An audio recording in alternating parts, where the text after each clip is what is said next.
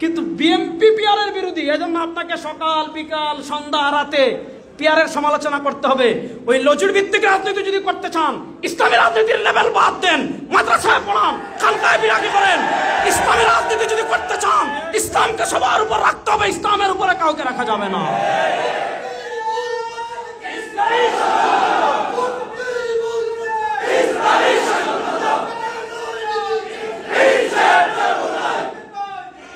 ভালো করে শুনেন, 2024-এর জুলাই আগস্টের গণবিপ্লবের পর পীর সাহেব চরমুনাই একটা কথার উপর এখনো আছেন, ইসলাম, দেশ ও মানবতার পক্ষে যারা, তাদের ভোটের বাক্স এবার একটা হবে ইনশাআল্লাহ। এই ইসলাম বাংলাদেশের মানুষ সবাই বলে, বিশ্বাস করেন আমি এবার হজে গেছি, আমি তাওয়াফ করছি, বাংলাদেশিরা দেখলে দৌড় দিয়ে আসে। মিনায় বসে আছি, বাংলাদেশিরা দেখলে দৌড় দিয়ে আসে। আরাফায় বাংলাদেশিরা যেখানে দেখে দৌড় দিয়ে আসে, আসে বলে হুজুর আপনারা এক হলে আমরা আপনাদের সাথে আছি। বাংলাদেশের মানুষ বুবুক্ষের মতো তাকিয়ে আছে। আমার পুণ্যভূমি সিলেটের যুবকদেরকে বলবো প্রস্তুতি নেন, আমার প্রিয় জেনজি তারুণ্যকে বলবো প্রস্তুতি নেন। এই বাংলাদেশে 52 বছর অনেকেই শাসন করেছে, কেউ চুরি বন্ধ করতে পারে নাই, কেউ ডাকাতি বন্ধ করতে পারে নাই, কেউ চাঁদাবাজি বন্ধ করতে পারে নাই। আর বন্ধ করবে কেমনে? যাওয়ার আগেই তো শুরু করে দিছে। এজন্য আমাদের নেতা মরহুম পীর সাহেব চরমুনাই রহমতুল্লাহ আলাইহি বলেছিলেন, শুধু নেতা নয়, নীতির পরিবর্তন চাই। বাংলাদেশে নেতার পরিবর্তন অনেকবার হয়েছে, ক্ষমতার পরিবর্তন অনেকবার হয়েছে, চেয়ারের পরিবর্তন অনেকবার হয়েছে, অনেকবার মানুষ আন্দোলন করেছে, অনেকবার মানুষ জীবন দিয়েছে। আর কোন তন্ত্রমন্ত্র আমরা চাই না। কোন নেতার পরিবর্তন না, এবার নীতির পরিবর্তন হবে। সংসদে ইসলামকে বিজয় করার জন্য প্রস্তুত আছেন না? ইনশাআল্লাহ।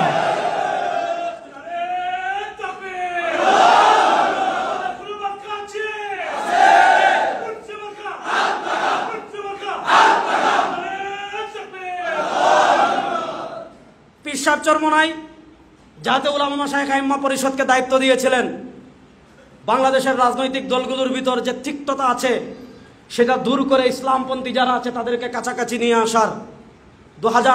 2023 সালের সেপ্টেম্বরে, আমি তো দেখতে খুবই ছোট মানুষ, বয়সও কম, ইলমু কম, আমলও কম, আমার উপর একটা গুরু দায়িত্ব দেওয়া হয়েছে।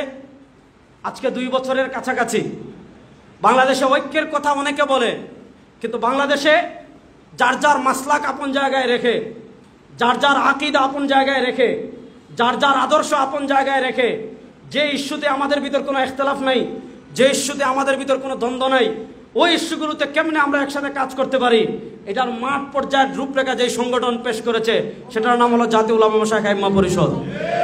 আমরা ঢাকায় কর্মসূচি ঘোষণা করেছি, আসন্ন নির্বাচনে ইসলামপন্থীদের ঐক্য ভাবনা, সারা দেশে প্রোগ্রাম হচ্ছে। ইনশাআল্লাহ আগস্টে আমরা ঢাকায় বিশাল প্রোগ্রাম আর একটা করার আমাদের প্ল্যান আছে। তো আমি আমাদের তারুণ্যকে, জেনজিকে এই কথা আমি বলে যাচ্ছি যে আপনারা পরীক্ষামূলক একবার ইসলামকে ক্ষমতা নেওয়ার চেষ্টা করেন। যদি ইসলামকে ক্ষমতায় নেওয়ার পর চুরি বন্ধ না হয়, ডাকাতি বন্ধ না হয়, খুন বন্ধ না হয়, টেন্ডারবাজি বন্ধ না হয়, চাঁদাবাজি বন্ধ না হয়, রব্বে কাবার কসম করে বলছি আপনাদের সামনে আর জীবনে কথা বলবো না। সুতরাং একবার পরীক্ষামূলক ইসলামকে ক্ষমতায় নেওয়ার জন্য প্রস্তুত আছেন তো ইনশাআল্লাহ? আল্লাহর কোরআনের সংসদ গঠন করার জন্য প্রস্তুত আছেন তো ইনশাআল্লাহ? সুতরাং no Awami League, no BNP. আমরা আওয়ামী লীগকেও চাই না, বিএনপিকেও চাই না, ইসলামকে ক্ষমতায় নেওয়ার জন্য প্রস্তুত আছি ইনশাআল্লাহ।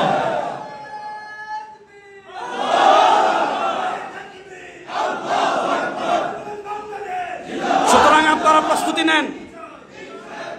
এই প্রজন্ম বুঝে গিয়েছে, এই প্রজন্ম একবার জুলাইয়ে রক্ত দিয়েছে, আর রক্ত দিতে চায় না। এই প্রজন্ম একবার জুলাইয়ে বুকে গুলি পেতে নিয়েছে, আর গুলি পেতে পারতে চায় না। এটার থেকে যদি মুক্তি চান, একমাত্র পথ ইসলাম ইনশাআল্লাহ।